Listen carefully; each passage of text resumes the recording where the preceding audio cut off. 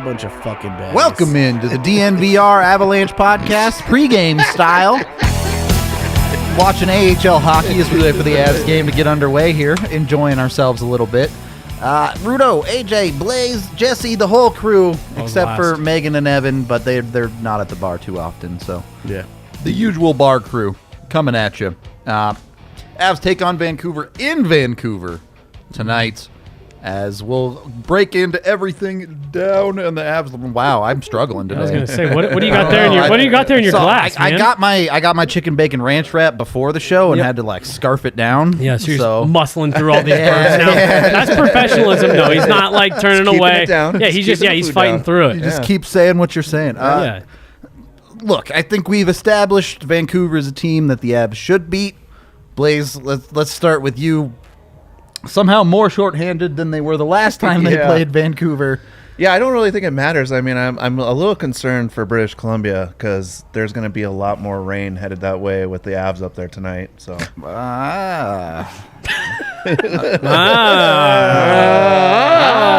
You guys like that one? All right, let's go. No, this is going to be an interesting one because you got a Vancouver team that, I mean, they've just gotten smacked for the last week. And literally, you are talking about if they go out and lose tonight, especially if they lose in any type of convincing way, like you've got legitimate jobs on the line tonight. So, I talked about it on a show earlier this week. I was talking to some of the Vancouver media guys in the press box when they were in town last week. And they truly believe that this team is, out on management, out on coaching, that they've just completely, they've lost the room, they've lost the team. So we're going to see tonight. Does Vancouver respond to save some jobs, maybe from some people that some of those players wouldn't mind seeing move on? I don't know. It's going to be interesting. Yeah, well, certainly Vancouver in a much more precarious spot than the Avs at the moment. Wholesale, I think, up and down when you look at where that team is situated right now. But Yeah, I mean, that's an organization that's on the verge of firing everybody. yeah. Like an entire cleaning house that they have to be afraid of really on like any given night right now. You get dropped 7-1 again, and all of a sudden Yeah. you're gone. Yeah. Well, it was the Chicago thing from a couple years ago where literally like everyone made the joke about that Marc-Andre Fleury save, cost multiple people jobs and stuff. We're like, and that's honestly where Vancouver's at. Yeah. Mike Babcock got fired, and then there was that was it led to all the stuff. Them talking about the way that he like verbally abused Mitch Marner. Yeah. And then Akeem Alou started talking about Bill Peters and how Bill Peters treated him, and then Bill Peters got fired, and all of a sudden it was like, way to go, Marc-Andre Fleury. Yeah, MAF caused all of that. And no, honestly, but like Vancouver's in a similar situation, and then from the flip side, the Avs are looking to put together their first like actual win streak of the season, not just winning back-to-back games. Not won 3 in a row yet. So this you're looking at two teams that if you get a certain result tonight, could send their seasons in opposite directions. The Avs could really use this as a springboard.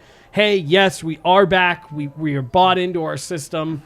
We understand what we're doing now. If they pull off a win like that, in Vancouver could be, to AJ, like what AJ said, cleaning house completely. So there's a weird amount on the line for a Wednesday night game in November between two teams that aren't even in the same division. But yeah, so a lot of weird,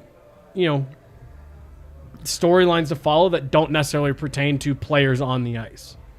Yeah, I mean, there's a lot of weird stories going on right now around hockey in general, but for this game specifically, who are, besides the two that we'll get to in a second, who are some of the key guys you're looking at for the Avs tonight? Yeah, we can say, obviously, Rantanen and Landeskog have to step up, but where do the Avs need the guys to produce in this lineup?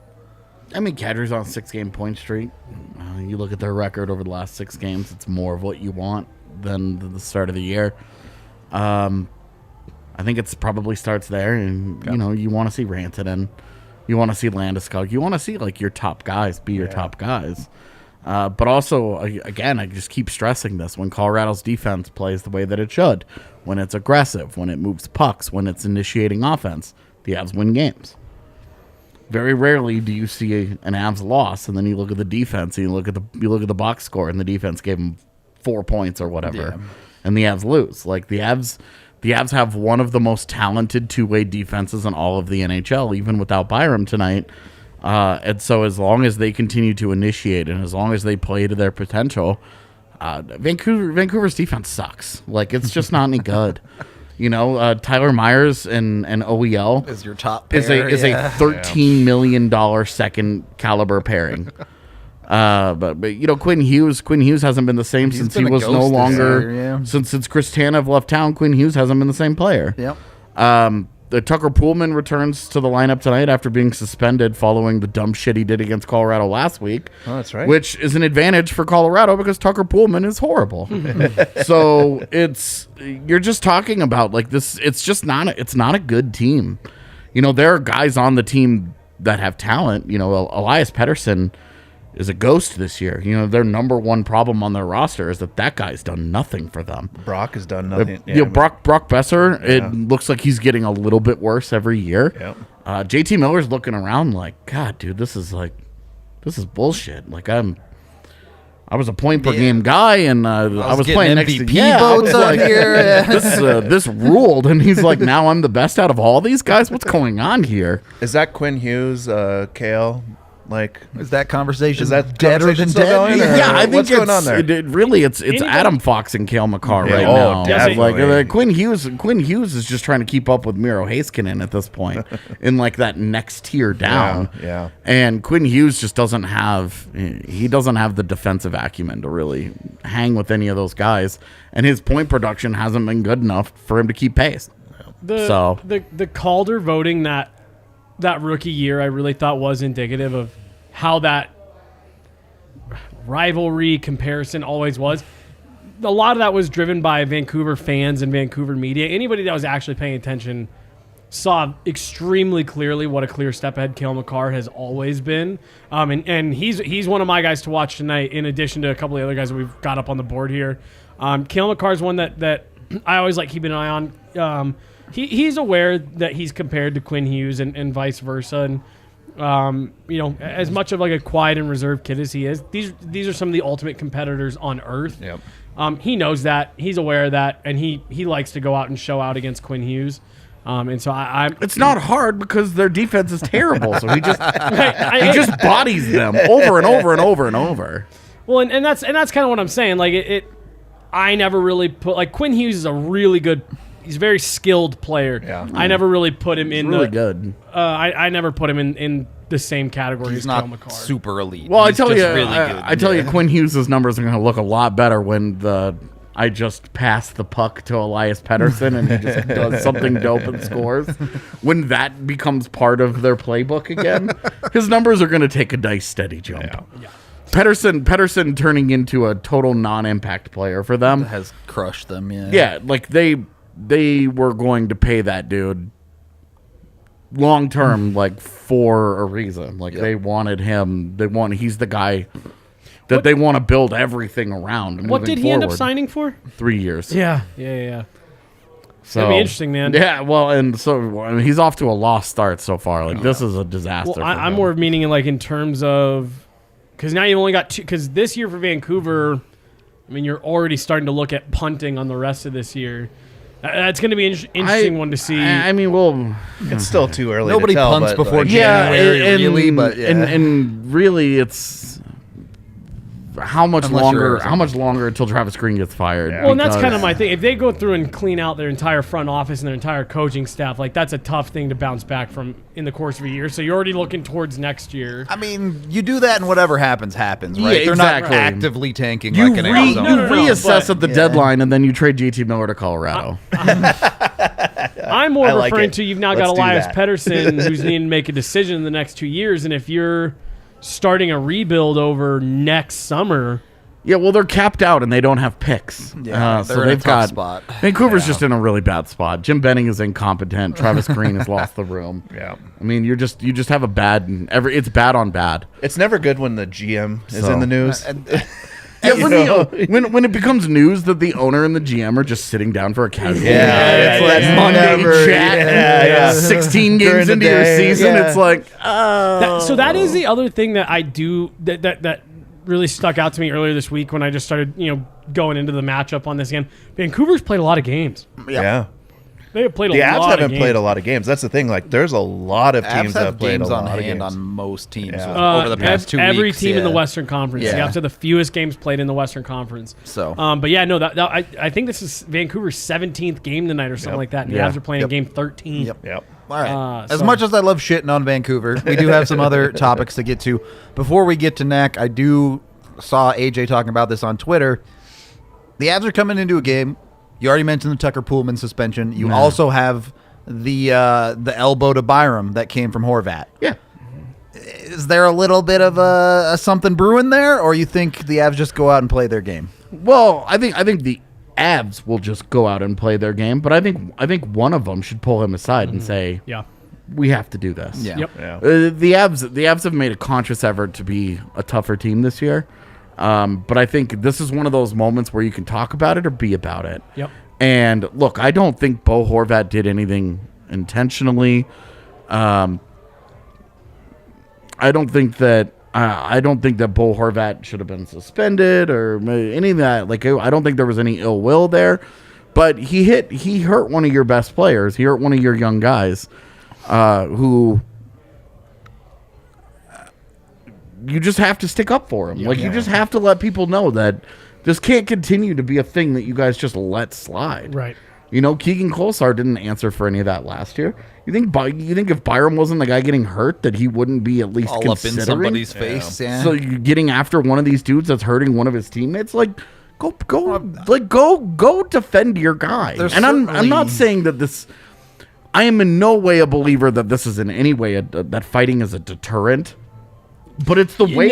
But it means something else. It's the way that hockey players kind of let each other know, Yeah. like, hey, we've got your back. Yeah, We're it's standing especially up for you. inside of the locker room, Exactly. right? Like, these guys got Yeah. my back because then you're gonna go out there and you're gonna give it your It all. sets because an you know it's emotional gonna happen. baseline. Yeah. Right, Yeah. like Yep. Jack Johnson during warm-up should pull him aside and be like, I think gotta it's gonna fight be you, a land dude. deal. Yeah. it's gonna be like, hey, look, like this isn't hard feelings, no yeah. hard feelings, but I'm gonna try and break your fucking nose 35 seconds in. Who was it last year? Foligno, the Tavares thing in the playoffs. I don't remember who it was that ran into Tavares. Perry. Oh it? yeah, Corey Perry when he accidentally kneed him in the head. Yeah, it was that Perry. was Oh, yeah, with Montreal, yep. That was idiotic. That was a total fluke accident. Yeah. Right, but- and I hated that. That Foligno did that? I hated Really? I hated the way that got perceived. Agreed. That's a whole other thing. Agreed. But I mean, it's It was exactly what you just said it was, though. It was Corey Perry. Because it was Corey Perry, people were like, what a piece of shit. Oh, I And didn't it think was- Corey Perry was a piece of shit. But it was no, a total accident, and I didn't. I hated how that was perceived. I don't have a problem with the fact that he had to fight. Yeah, and like and that's- defend. that's and, like, all I'm referring defend to. your guy. Like, stick up for your teammate. Defend your guy, and just let him know, like, hey, this was an accident. Didn't mean it. So And Go- that's just what go- I'm saying. Just go is punch his face. in. That's wanna- where it's comparable to the Corey Perry thing. Yeah, that's Foligno fine. would have been told him like, "Hey, I know you didn't mean to do it. That's our captain. Yeah. This just has to happen." yeah, And that's exactly. the kind of conversation that I think it's going to be Gabe Landeskog tonight. That's Needs what to go I out was with Bo saying. Horvat. I mean, going down our list here, is there not a better way to insert yourself into this team than Kubel jumping in and saying, "Let's go, bud"? Well, and like this is one of the things that it endears you to teammates, but it also, like, your management looks at that and says, "This is a guy that wants to be here." Yeah. He didn't even play in that game, Yep.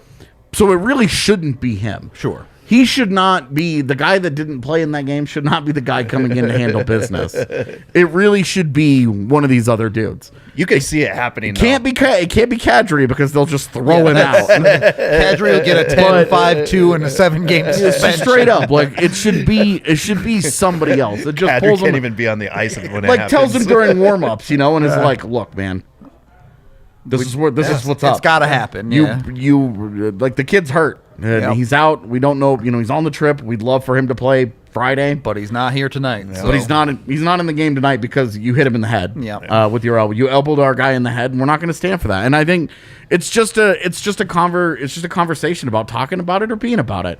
Are you going to talk about being tougher and harder to play against, and for there to be repercussions against for doing things to Avs players? Or are you going to go out and you can actually stand up for your guys? If And they so come over and have that conversation, everyone on the Vancouver team is going to be like, yeah, all right. Yeah, I was going to say, it's going to be a great way. It's going to happen, and then that'll be done with it, and you can move on. Yep, exactly. You can move on. You can stop focusing on it. I think it's going to be Landy and Horvat drop the gloves in the first couple minutes, and then it's done and over with. You can get on with the rest of the game. And and that would be a fair trade of skill player too. Yeah. Because I can understand where Horvat's like, I'm not going to fight Darren Helm. Yeah. I'm not.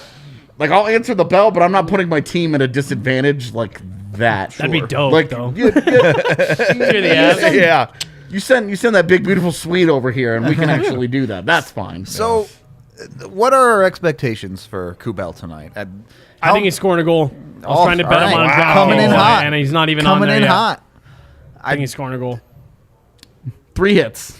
That's your. That's stat what I line want to is see 3 out of the hits? box score. I want to see Yeah. 3 hits. I like that. And Logan negatives, O'Connor too, basically. No penalties. course. Don't be on the Yeah. ice for any goals against, and 3 hits. Yep. That's what I want. Since I couldn't bet on him on DraftKings, I like that. I'd be happy with that. You can live with that.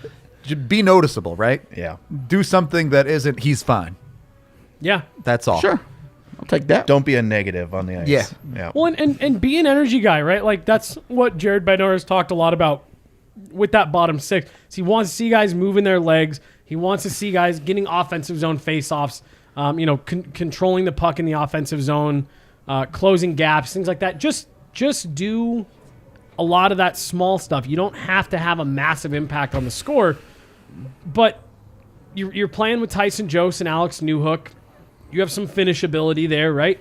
Just be strong on the puck. Yep. And yeah, like AJ said, bang some bodies. Keep possessions alive, right? Yeah. Or get pucks going the right direction, depending on what zone you start in. Don't take a penalty. Don't. Don't take a penalty. But no, I mean, seriously, watching him in practice this week, the kid has some skill. Like, they were doing 5-on-5 drills and line rushes and stuff. He's got the ability to make passes, shoot the puck and stuff. Don't get caught up in needing to do that stuff. Just do what makes you a good hockey player. He made a comment that he felt he was miscast in Philadelphia. Dope. Here's a fresh start to prove Go be it. who you are. Right. Yeah, if you really You feel get to that, prove that now. right? If you really feel like you were, we had the conversation on the show earlier this week. AJ, was saying, I watch a lot of Flyers hockey. I don't necessarily know if he was miscast, but if you think you were, go prove it. Yeah. Yep. Yeah. Exactly right. And that's what I expect from him tonight. That's honestly why, all jokes aside, I expect him to, at least if he doesn't score, have a couple dangerous opportunities, because that's a guy who seems like he's got a little bit of a chip on his shoulder for right now. He's got 30 days to make an impression. He's got 30 days to prove I am an NHL player. This roster is just... Should be a documentary. 30 days. Yeah. No, like straight up every Seriously. year they should follow a guy around with a camera crew. That's like a waiver claim. kind of like the last Like, chance you stuff. way back- Yeah. Well, there was actually, there used to be kind of like it was a reality show up in Canada where it was all about getting that second chance to get showcased for another tryout. And I think it was for the AHL at the time. Yeah. So, No, it's really interesting because this dude is in a unique situation where he's claimed off waivers. Yep. You're with an organization that, when they're fully healthy, I mean, you're easily a fringe player when they're fully healthy. You have to take advantage of JT Compher's out for a month. Nicolas Aube-Kubel has to take advantage of the fact that he's got some guaranteed games in the lineup. And if you don't want to be going through waivers again and ultimately sent down to the AHL, cool. Man, you got me thinking. I'd have loved to see like a 30-day following of Chris Wagner back when he joined the Avs. I mean, you could That'd just have call been it so fun. waivers, and you could just kind of bounce around. Yeah. Especially if the camera caught my Chris Wagner story. Oh, that'd be so fun. Yeah. Okay, so Knack, keep his game simple. Get in there, show who he is. Next guy, Blais, Darcy Keumper. Yeah. Is he where he needs to be finally for the Avs over these last handful of games? I mean, are you talking handful 2 games? Yes, absolutely. How about 5? Oh, it's been way more than 2 games. Yeah. I mean, yeah, you can Congrats, definitely make that Nighthawk. argument that he's been solid back there. He's made those saves that he's supposed to be making, and if he's this guy all the time, the Avs are going to go far.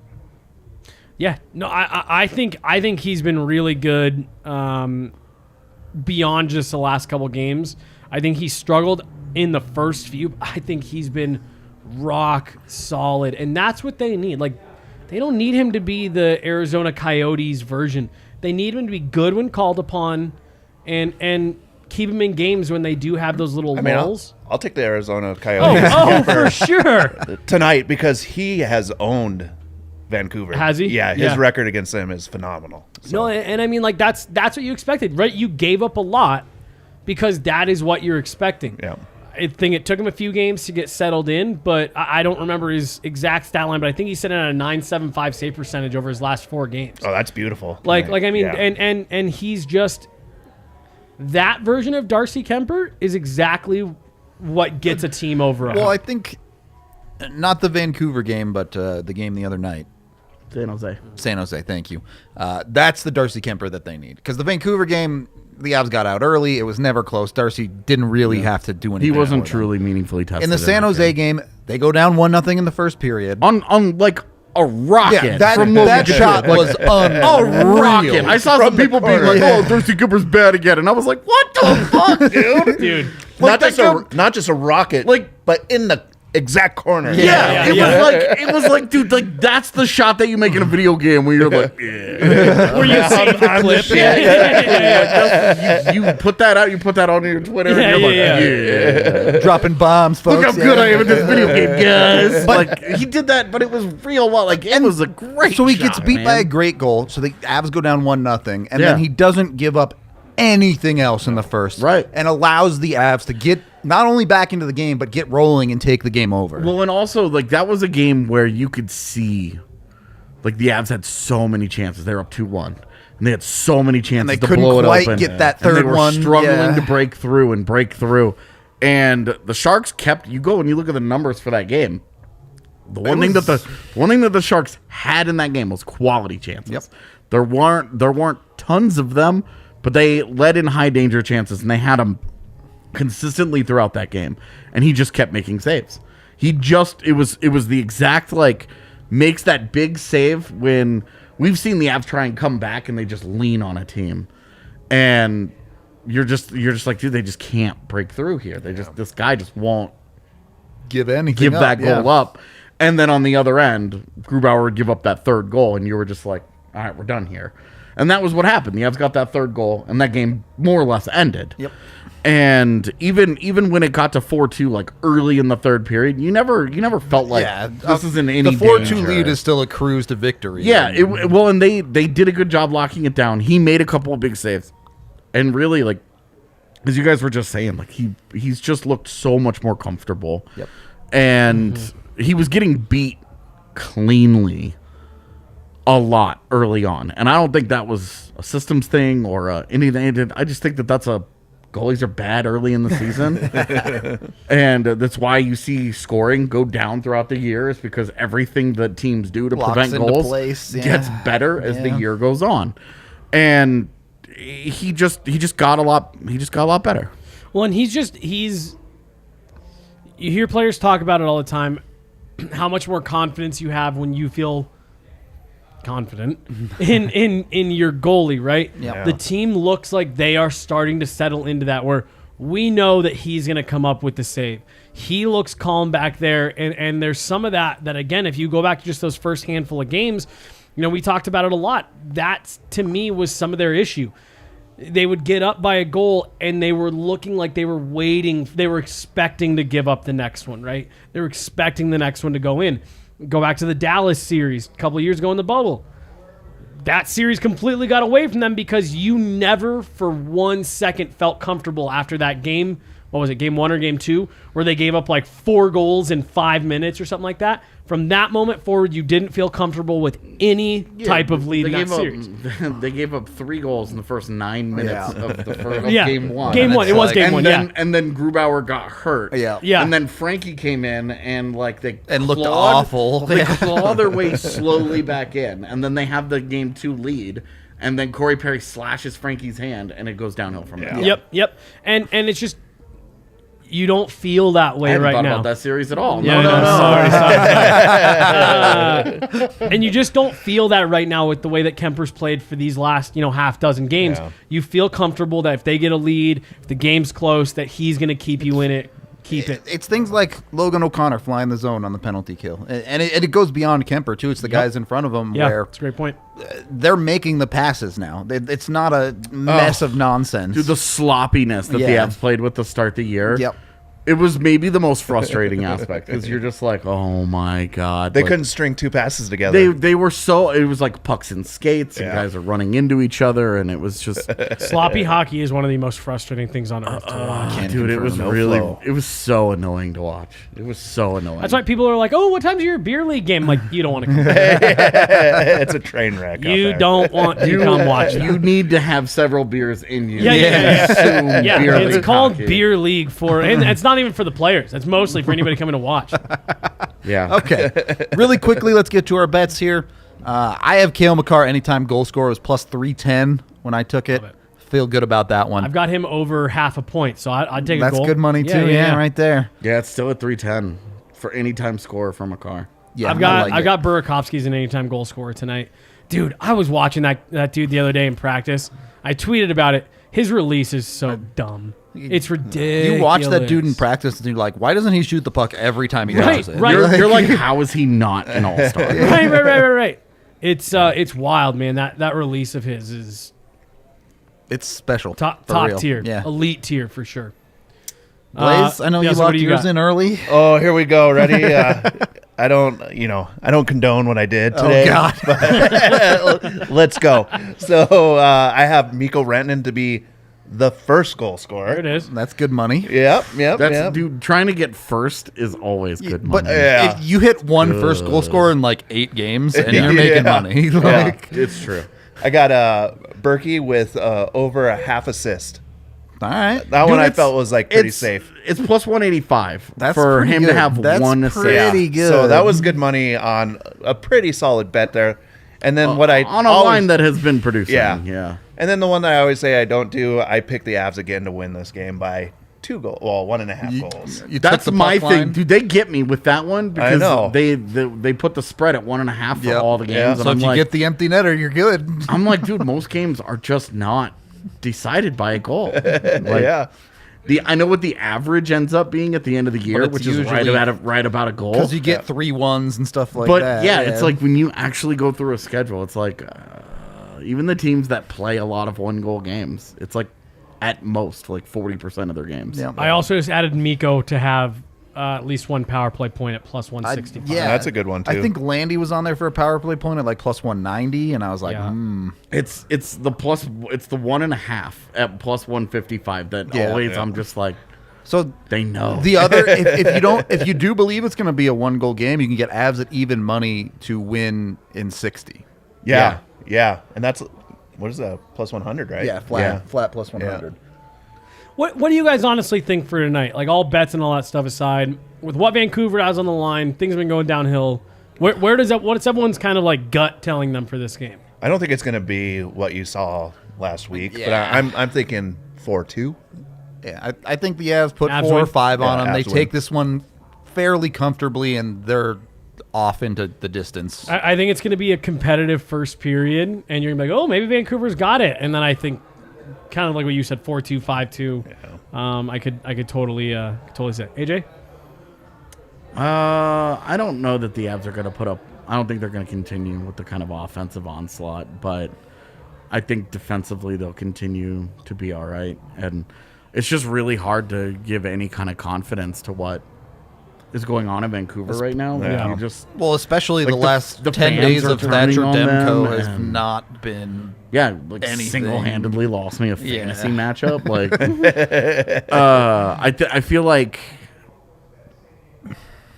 I feel like this has more of a low-scoring feel to it, but it's more like 2-0, 3-1 ish. I also just think that the Avs are due for like a good classic Solid lock it down win, yeah. defensive game. That's not they The don't ho- just. They don't just run A somebody hockey's over. man's hockey win. So It'll either be this one or it'll be them getting shut out by Grubauer Yeah. 1-0 on Friday night. Like I feel like it's coming. Like I feel like the really low scoring slow game Yeah. is on its way. It'll either be tonight or Friday. So 3-1 with an empty netter, then Vancouver gets one in garbage time with 10 seconds left for 4-2, and we just nail it across everybody. Easy money. Take it to the bank. Yeah. Well, I'm gonna bet on Vancouver getting shut out. Get your Wow. bets in quick. Puck Like drop it. is about Yeah. 6 minutes away. We're wrapping up our show One of those ones here. like it either You goes can against always them come on or down to the goes- bar if you're nearby. If not, watch along, people. Keep your eyes peeled. Next couple of days, we're going to announce some stuff. We got some cool stuff coming. Yes, good call. Thank you for bringing that up. So, Don't maybe come down to the bar. Definitely come down to the bar. Seats on available. away Come games. down and watch. yeah, they are away games. That's true. That's true. No, Yeah. no excuses. All right. We will be back post game. Hope to see you then. Till then, talk to you later.